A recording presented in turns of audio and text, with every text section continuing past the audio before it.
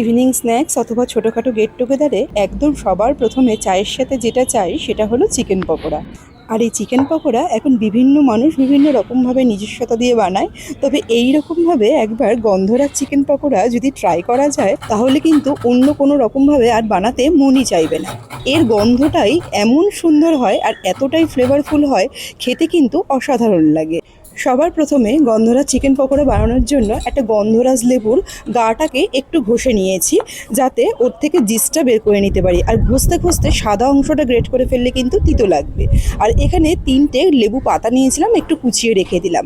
সেই সাথে একটু লেবুর রস লাগবে।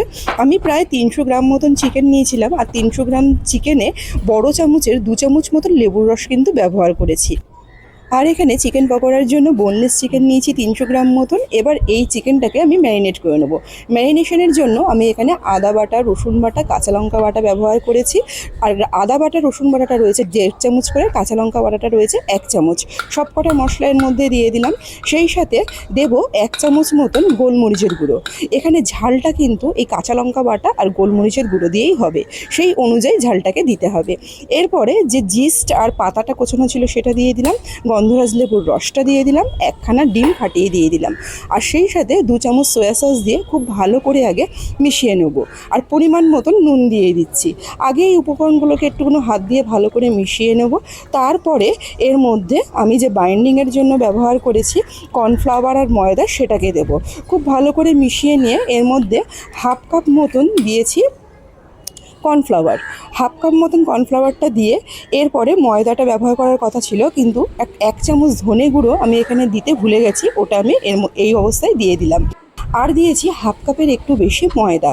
খুব ভালো করে মিশিয়ে নেব। যদি বাইন্ডিংয়ের ক্ষেত্রে মনে হয় বেশি পাতলা হয়ে যাচ্ছে তাহলে আরেকটু ময়দা দেওয়া যেতে পারে।